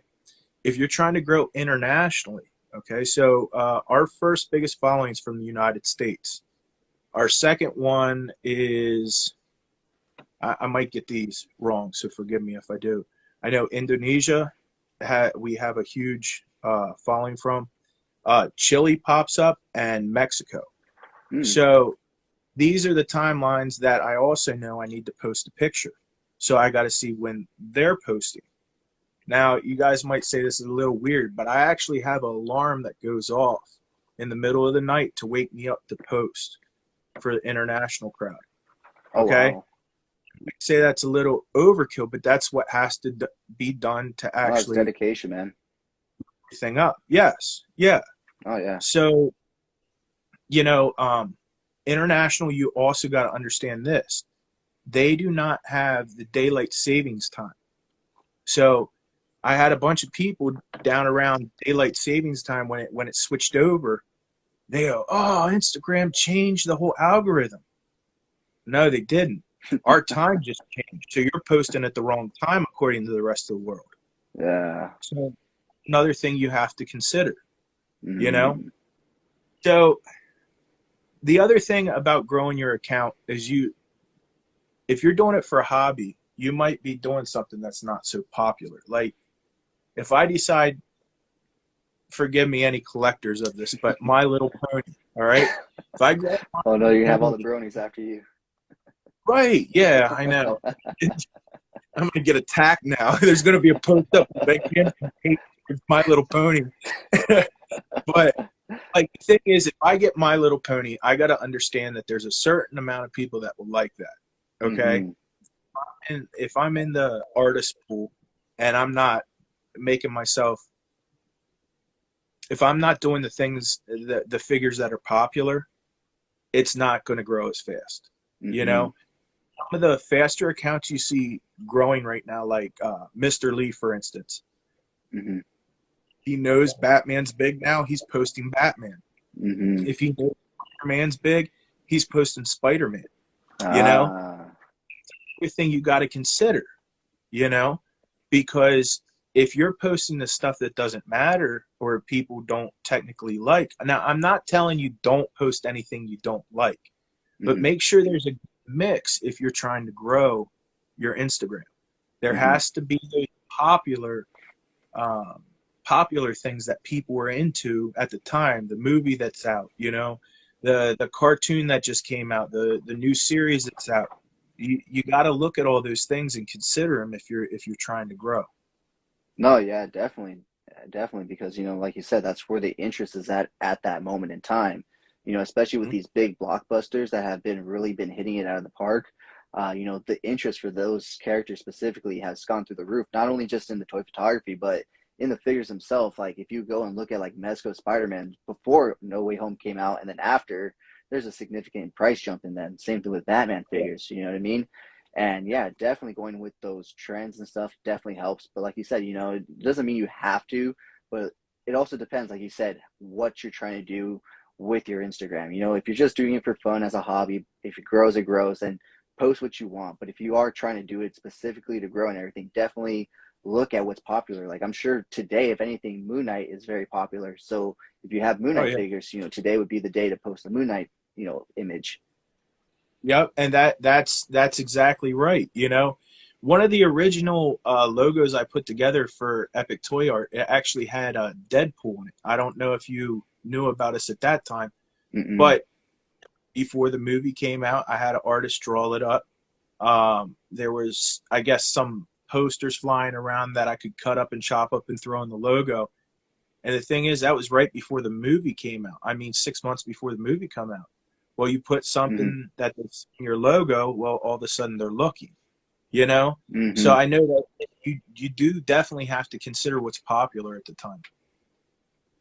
No, yeah, definitely. But that's the case with any kind of business. You always have to look to the trends and what's popular to grow in that direction, because if you don't, you're just going to stay stagnant and lose popularity and clients at that point. You're not going to be up to date with everything and whatnot. Yep. So do you have any other tips or anything that you want to give out in terms of growing your Instagram? Well, I mean, I think, no, I mean, if you guys have more questions, feel free to contact me. Just to let you know, because I noticed this was an issue before. If you're trying to contact me and you can't get through to me because I'm not following you, send me a message. I do check the restricted ones, or whatever you want to call it, the ones from, the requests. I do answer them. If I see you're following me, I follow you right back. You know, my door's open to anybody. So if you guys ever need anything, just come talk to me and we'll figure it out. Sounds good, man. Like I said, you're doing the community a service, and I'm sure you don't get paid for this. It's just a hobby that you love doing with your kids, and so I think that's the greatest part about it. You're just doing it for the purity of it, and you want to share these great artists, work. You want to get it out there. You want more eyes to be on it. You want to, show off. Maybe this person is just getting into it and they're doing some really good work, but they don't have the following quite yet, and you show off their work, and all of a sudden, they blow up. And that's just great, especially when you're in, like you said, somewhat of a niche community and everything. I think everybody, whether you're in a hobby or sport or anything, you always want that, that exposure when you're first getting started, especially if you're starting off and you don't know what exactly you're doing, and then all of a sudden you get your photo shared. It's a boost in your self-esteem, and maybe you're like, okay, now I can stick with it. I'm doing pretty decently. And, that's great that you're able to share people's work and, help grow their own following and help grow the community in general. Yeah. Yeah. Well, hey, it's been absolutely fun too. I mean, I think we're up to 14,000 photos we shared, Wow. of all artists. It might be a little over that, but I mean, I've got to see a lot of amazing original art from some people, thinking outside the box. I mean, some of this stuff that never would have came around, came through a toy artist. Mm-hmm. So yeah, really cool. Nice. So what figures are you excited for coming out in 2022? You have any figures you have on pre-order, or you're excited to be, hopefully seen in stores? So I was really excited about that Sergeant Slaughter that came out. What were they, Valhallaverse or something like that? Mm-hmm. You know what I'm talking about? Was it the WWE one? Or something like that, Action Force figures. Oh, yeah. Yeah, so I was excited about, the Sergeant Slaughter coming out. I thought that would be cool. I ordered that like 7 months ago or longer. It still hasn't come in. So, like, I don't know. I've kind of lost all my fire behind that. But Gargoyles, definitely Gargoyles. I'm excited about seeing what else comes out for them. I'm hoping that they kind of have some kind of spin-off, into a show or something, with them. But yeah, for right now, I'd say I definitely have my eye on Mezco and Neca. They have a lot of cool stuff coming out, and they've put out enough that I can't wait to see what they have next. But for me, yeah, G.I. Joe, if they start coming out with some new characters, I'll probably be grabbing anything that comes off the shelves for that too. Nice. Are you going to be picking up that turtle van that they just announced? I might. I'm not quite sure yet. I've actually redid a couple turtle vans to make like a Punisher van and stuff like that. So, like, I don't know. Maybe. I'm really hoping that they start coming out with some G.I. Joe vehicles. I've seen some of that stuff pop up from some of the 3D artists and stuff. I guess they're making renderings of it or whatever. So I'm really hoping that Hasbro does some of that too, because I think that would be really cool. I definitely would get into that. I'm gonna have to see more to really be, I think, committed to something. No, yeah. Are you excited for any Mezcos? Do you have any on pre-order that you're excited to be coming in, or? I don't have any on pre-order right now. Not a Mezco. That's one of those things where, like, I try to stay off of pre-order and that kind of stuff because they always come out with something else, like right after. So that's kind of like a treat to me if I go to the comic book store, back where I used to live. Like, I'll walk in there and all the Mezco, so I'll grab whatever's on the shelf, But honestly, I think right now any of the Mezco, that I don't even know the names of the figures, but the guy with the fire eyes, that like he has the tentacle arms. What is that called? Atticus Doom, the one they just released. Yeah, like Yeah. some of that stuff is becoming really original, and that is one I can say, I'm glad that I'm seeing them come out with some different stuff. Or what is it, 20,000 Leagues Under the Sea, Nemo? Was it Nemo? Yeah, Nemor? Captain Nemo. Yeah, Captain Yeah, yeah, Nemo. yeah. Yeah, you know, that figure looks great. You Hmm. know, I think if I were to grab anything, or I think that would probably be the way I'd go to. One of those figures. I mean, did you see anything new on the line? Are they coming out with anything else from that specific area, I guess you'd call it? Or Oh yeah, man, they're coming out with a lot. So okay, so get ready. So they announced his Wave Rider, so the whole vehicle for Nemo himself, and it came with a little accessory add-on pack for the character. And then they also announced his crew. So it comes in a two pack, excuse me, and they give you enough to essentially where if you buy two packs, you can have four different crew members. oh, see, I didn't even know that. See, I've been so Yeah. caught up, but that's awesome. Like I can't wait to see that. That might be something I want to get involved in. I don't know how far they're going to take it out there, but the pictures I've seen so far of that figure, I haven't seen a very bad photo taken of any of those. And Hmm. that says a lot about the figure, because even when it's showing great detail, when the lighting's not perfect, that says something huge about the figure. Oh yeah, that was a great figure, especially Jason B. Michael's photography from it. He did a great job Oh, showing yeah. off that figure. I think he Oh, got yeah. to I think he was the one that got to announce it for Mezco and stuff, and I remember his pics, they were just phenomenal. Yeah, yeah. That guy's work is just above and beyond. Oh You yeah. know, I, uh, And he's so there's a humble couple, about it too.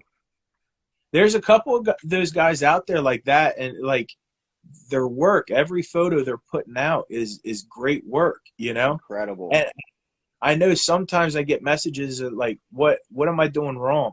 And I'm like, oh, no, no, no, you're not doing anything wrong. I'm just trying not to fill my feed with only your photos, and that's the problem I'm having here. So every time I see one of your photos, I'm like, no, not yet, no, not yet, because I know it's coming. Yeah. Yeah, definitely, man. Anytime I see that he posted, I'm just like, ooh, let's see what he posts. And like you said, it always is one up, the last post, but then there's always that one that they post, and you're just like, wow, that's been the post that, catches your eye the most out of all the last few posts. But even still, there's such great photographers that those other posts still caught your eye. Yeah, yeah, definitely, definitely. I mean, it's like we said in the beginning, it's amazing what these people can do with these toys. You can't Hmm. believe they're toys. Like, I mean, anymore, they're so realistic with certain brands that, I mess with people like that. I'm like, hey, look at this photo. Oh, that's cool. That's from the movie. No, that's a toy. What? That's a toy. That's one of the toys. That's Hot Toys, or that's, you know what I'm saying? And Hmm.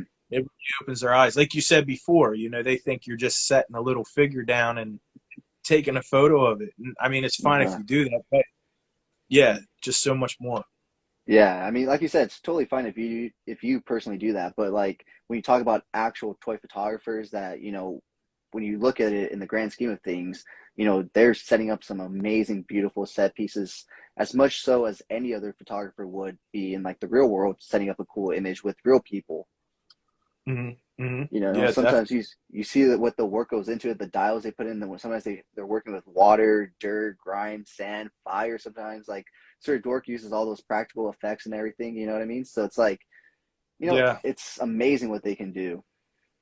Yeah. And I'm sure down the road here, we're going to be looking at it and, oh, this is a new thing. There's something new that somebody new's doing. I mean, right now, the stop motion, I mean, I really Yes. feel like that's going to be the next area that really blows up in the toy community, not toy photography technically, but you know, um, yeah, I'm starting to see more and more of that come across my feed, and not just from one artist. Hmm. Um, I think we're going to see that grow extremely big, and even commercials, all that kind of stuff. I can see it coming. I mean, like you just saw WrestleMania plastication. There Hmm. we are. It's contacted from a company. So yeah, it's I wonder what's next. I just can't wait to see it. No, yeah, definitely. And I think what helps that is that, I think we all kind of in this age group grew up with stop motion, films and stuff, Yeah, whether it yeah. be like Tim Burton's Nightmare Before Christmas or even like the original, holiday Christmas specials with like Rudolph and Santa. Those were all stop motion and stuff, utilizing, figures and whatnot. And I Hmm. think now that we have such great detailed and articulated figures, we can, like kind of like in a sense, go back and play with our toys and recreate those great feelings and memories that we have from watching and playing with those figures from back in the day. Yeah, definitely, definitely. So since we're on the topic of toy photographers, man, I know this is probably gonna be a hard one for you, but what are some of your favorite toy photographers on Instagram? Yeah, this one's a hard one because honestly, like as long as I've been doing this, I've seen a lot of artists disappear and new ones come out of nowhere, which Mm, is really cool to see. I mean, I'm not going to say the name, but I went to check on an artist the other day because I was like, I wonder if they're still on here. And I got on and they haven't posted for years, and I'm like, oh wow. But mm-hmm, my favorite artist or artist right now, um, I love what Plastication's doing. mm-hmm, He he's original, he's putting content out there, whether it's a photo or a video. It's stuff that you really have to think outside the box, you know. mm-hmm, Um, Mr. Lee, I mean, his photos are spotless, those are two of my, I think, top ones that I know if I go to their account, I can always find something that's up to par, you know? And I mm-hmm, guess I guess that's how I would say it. But at the same time, I have to look at a different aspect too, because like the time I did take a break, I was dealing a lot with depression, mm-hmm, and there were a lot of artists that maybe aren't the best photographer in the world, but they mean the world to me because they reached out when I was in need, mm-hmm. you know? So like I don't know, which one do you what do you go with there, I mean, it, it's hard to pick one or two, because there's a lot of amazing people in this community Mm-hmm. and people that are miles away or worlds apart that are willing to reach out when they know somebody from their Instagram community that has figures that they take photos of. Like that's Mm-hmm. just huge. It's really huge that it there's a different this is a different type of people. You Mm-hmm. know what I'm saying? Like it's definitely a different type of community. And I mean, every artist is so valuable. And Mm-hmm. just because eh, the other thing that makes that question hard is like there's different levels. I don't know if you've ever noticed that or watched an artist, but just Mm-hmm. because an artist starts out here doesn't mean they're not going to be the most amazing artist in the long run. No, yeah, I've totally. seen people grow that ask questions and put in the work and get the equipment and you know they aren't afraid to ask another artist, hey, what do you think of this, or what should I change in this, or here, give me some criticism, you know Mm-hmm. uh, I forgot where I was at. I'm sorry. You're good. You're talking about how All right. great the community is and how someone can Yeah, start here, but they can end up here if they work at it. yeah, and just like it's hard to pick one person because everybody here has like there's a path that they're traveling. You know what I'm saying? And they're not at the end of it. Mm-hmm. So with these newer artists and stuff, like I don't know, it's hard to pick one. I'd say right now, Plastication, Mr. Lee are some of my top guys. I always enjoy seeing what Plastic Snap puts up there. Mm-hmm. Plastic Snap, um, Yeah. he's super guy, super funny, and Yeah. puts up a lot of original art. Yeah. Uh, I'm trying to think who else has been standing out lately. Shadow something or another. I don't know what his name is. Shadow. I'm not sure. If you're here, just put it in the chat. But yeah, it's hard. It really is hard. I mean, there's so many people that stand out and for different reasons. No, So yeah. I think that's the other great thing about this community is that everybody has their own unique style when it comes to shooting these toys. Like they're not, it's just like any kind of other art form. Everybody develops their own style. When you see certain images, you're like, okay, that's totally X, is X's, photo. If this one's Y's photo, because you just see what that kind of progress is and where they went with their photos. yeah, and just the difference in between the guys that actually like set up each and every prop and the guys that Photoshop, like two completely different, but you can have amazing photo in each. I see what you're saying about the styles. Yeah, it's very vast. Mm-hmm. So that pretty much wraps up everything that I had to talk about. I don't know if you wanted to talk about any other things, bring up any other topics. No, I'm good, man. I just appreciate you having me on the show, and you need anything, just let me know, okay? Sounds good. Thank you so much. Is there anything you want to plug? Any socials, websites, anything you're doing? Tell the You people know how what? they can get featured. Oh, to be featured on Epic Toy Art, use my hashtag Epic Toy Art. Hashtag Epic Toy Art. To get things in front of me, actually tag me to the picture and it sends it to my messages. So that, and if I don't open them up, they build up. So I do go through several times a day just to check those. So that's a way you can get in front of me. I do have a friend who came out with a card game, so I'll give them a little plug. Fight a Bear.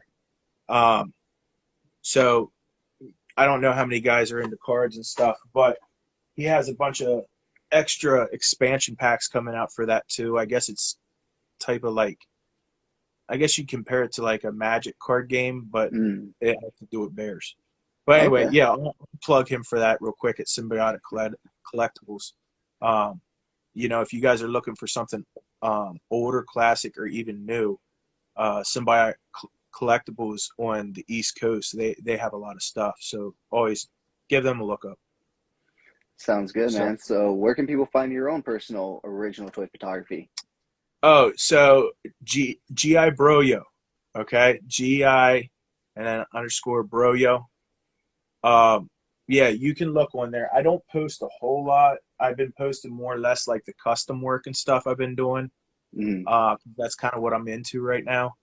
But yeah, you guys want to hit me up on there too, that's fine. I do have it. If you look on Epic Toy Art right below, it does have my name in there that you guys can just click on that and go straight to my personal page.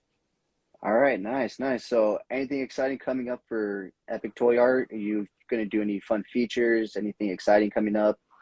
So yeah, I've been changing a couple things because I wanted to add more content to Epic Toy Art. I felt that was something that I was like super lacking. Like I said before, I wanted to take it from just a photo feature page to a lot more. So I've actually reached out to a couple celebrities and brought them in with some interviews. I know we had David Akers from the Philadelphia Eagles, NFL guy. He was on Paulie Newmeyer, the original artist for Mortal Kombat. We had Jeff Leach, he did the voices for I don't know how many video games. Most popular, the Ghost in Warzone. He was the Mm, voiceover for that. So, yeah, I tried to bring some notable names in, so we could bring some more attention. Like I said, we're doing the features now. I think I'm going to do them twice a week of the special feature artist, which will be different types of art for the toy community. Toy Migos, they've actually been providing me with a post top 3 picks of the month, so you'll see more of that. And I'm not sure. Like I was thinking about doing something live every once in a while, just pulling somebody on to talk to. I'm mm. not sure if I want to go that far, yet. Uh, It's a lot it's of a work, lot to man. commit to. Yeah, yeah, it's a lot to commit to, and that's Mhm. kind of where I'm like, okay, that just might not be the direction I want to go now. But yeah, and I want to do a contest again soon. I got some patches and stickers and different stuff like that coming with Epic Toy Art's logo. We just rebranded. I don't know if you saw the new logo. Oh, Um, nice. but yeah, we when I started getting back into it, I decided to rebrand to give it a fresh look and to just bring a little bit of excitement around. So yeah, I got some stuff coming in. Um, I don't know if I want to do like a custom contest where like I'll do a custom and you guys can win it, or I know Symbiotic Collectibles will probably get in and stack on us when it comes to prizes and stuff. So I don't know. What would you like to see next from Epic Toy Art? Honestly, man, anything and everything, because you always feature a lot of great artists. I mean, those features are great. I think that's a great way to help get the artists out there. I think doing a giveaway with your own customs would be also a great, giveaway, because you're not just giving away something that can be readily found and available. It's something that came from you, that came from your own hard work, and I think that's great. That would be a great prize for anybody to win. Um, Honestly, man, like I said, you always just share a lot of great work, and I can't really ask for anything more than that. Seeing some Yeah, great toy yeah. photography. Well, do you have any ideas? I mean, maybe some more Back to the Future love. I think I Okay, I love that. I love that okay. franchise. I'm looking around at all my collection. Maybe some more Rumble Society love too. I absolutely love Rumble Society. That's where my money has been going to Mesco. You know what I mean? Yeah, yeah, yeah. Okay, I definitely will. I'll look through what we got tonight. Um, See what we got and put some stuff up there. But I'll try to twist some more stuff into it. I'm not sure how this is going to go, but I did want to bring some more female artists into Epic Toy Art too. No, yeah, Um, definitely. to be all one-sided, and I do know that there's female artists that shoot regular, what I guess some people would call boy toys. You know what I'm saying? And then there's some that shoot like the beautiful dolls and stuff like that. So I'd like to tie them in some way too. I'm just not sure how exactly I'm going to do it yet. You know? No, yeah. But I think that'd be great, like you said, not have it so one-sided, make it so that way more people can join the community and be exposed to these other great photographers. I don't think it should matter whether you're male or female. If you're putting out great toy photography art, it should be enjoyed by everybody nonetheless. You know what I mean? And the more the better. We're such a niche Absolutely, community, and we can always do with helping to grow it. absolutely. And as artists, we got to remember, just because it's something we don't like, you know, respect the artist. Throw a like their way. It's not going to hurt you to tap your finger. You know what I'm saying? Hmm. So just try to remember that.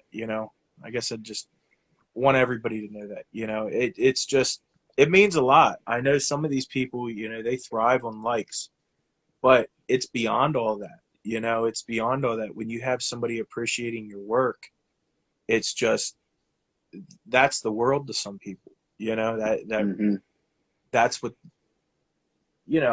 I mean, how in the world can I say this?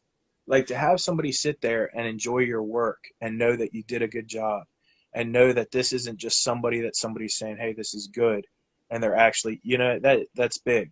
That's a big thing, I think. So, don't be afraid to support your different artists, even if it's something you don't collect. No, yeah, definitely, man. I forgot who said it exactly, but I remember watching a video from a toy photographer. I think it was actually Sir Dork. It was one of his YouTube videos, and he was saying, whether you have 10,000 followers or 7 followers, you have to think of it this way. You have those 7 people that like your work enough to follow you. Think about it before Instagram. If you didn't have Instagram, you would literally have to go up to 7 random people, show them your image, and be like, "Do you like this picture? Do you Yeah. like this picture? Do you Yeah. like this picture?" And here you have 7 people that are interested in your work, and I totally resonate with that. When I first started my channel and everything, I didn't know if anybody would be interested at all. I thought I was just going to be a grown man talking to myself about toys every day, every week, and just throwing it up on the internet, talking to myself constantly. Thankfully, it's been the opposite, and I've grown, and I absolutely love and thank every single one of you that have hit that subscribe button and follow. like you said, it means the world to me, to know that people are interested in what I'm doing and the work that I'm putting out. And like I said, when I first opened up, it meant the world to me that you reached out to me and wanted to be on my show. You showed enough interest that you wanted to come onto the show. I didn't have to reach out to you and ask you and all this stuff. That to me, that was one of the most incredible things. So thank you so much. I really do appreciate you reaching out, showing enough interest in my show that you wanted to come on and talk. And like I said, thank you so much. I really do appreciate that. Yeah, no problem, man. Like I said, it's an honor. I do appreciate each and every one of you guys. No matter what you're doing, whether you're doing the shows or you're doing the actual building or you're doing the photos, each one of you guys are extremely special, and if there's something that you're passionate about and I can help you out, then I want to help you out. Sounds good, man. Well, thank you so much for taking time out of your busy day to come and talk on the show. Like I said, thank you for coming on the show and being the one to show the interest to come on the show. I really do appreciate it. Thank you for sharing and doing everything you do for the community. I'm sure I'm speaking for everybody when I say thank you for that. You do some amazing work in sharing that. And yeah, man, if you ever want to come back on the show, you're more than welcome to. Just let me know. I'll put you on the schedule and we'll have another great conversation. Definitely. We'll do it again anytime. You let me know, okay? Sounds good, man. Thank you so much. All right. Have a good rest of your night. All right, you too. All right, bye. All right, guys. Thank you so much for joining me for episode 12 of Coffee and Toys. And thank you again to my guest, Epic Toy Art. Like I said, it meant so much to me that he showed enough interest in my show to want to come onto the show. I didn't have to reach out to him. He reached out to me. So thank you so much. I had an amazing time, fun conversation with him. And I definitely look forward to having him on the podcast again. So whether or not you're watching this live as a replay or on the podcast, thank you so much for tuning in. I really do appreciate it. Thank you for taking time out of your guys' busy day to sit down with us, have some coffee, maybe if you are, and listen to some toy talk. Thank you for all of you that have hit that like button throughout the whole live stream and everything. Thank you for those of you that shared, that have commented. I really do appreciate it. Come back next week for episode 13, where I will be speaking to Matt, aka Big Nerdy of the Nerdzoic YouTube channel and Nerdzoic Toy Store. Super excited to talk to him. But until then, follow me over on Instagram at CoolFigurez, Epic Shots by CoolFigurez, where I post all my more edited, thought out, more planned out shots, as well as TikTok if you like unboxings. CoolFigurez is where it's at, as well as YouTube at CoolFigurez as well. So with that being said, guys, I've been your host, Jesse the Bat Madrigal, aka the Buff Collector. And as always, have a great Thank you so much for sticking to the end of this video. If you enjoyed those pics, you can find the full images over on Instagram at CoolFigurez. And I do also have a separate Instagram account for my more thought out, planned out, more edited pics called Epic Shots by CoolFigurez. Check it out. If you like what you see, leave me a follow there as well. And if you guys like unboxings, check me out over on TikTok at CoolFigurez. That's where I post all of my unboxings. And check me out every Sunday for Coffee and Toys, a weekly toy news toy talk podcast where we will go over all the latest and great toy news, reveals, pre-orders, weekly toy haul, and so much more. And join me every Wednesday over on Instagram for Coffee and Toys Live, where I will speak to a new guest every week about toys, toy hunting, toy photography, and so much more. Thank you so much for taking time out of your busy day to listen to me talk about toys. I really do appreciate it.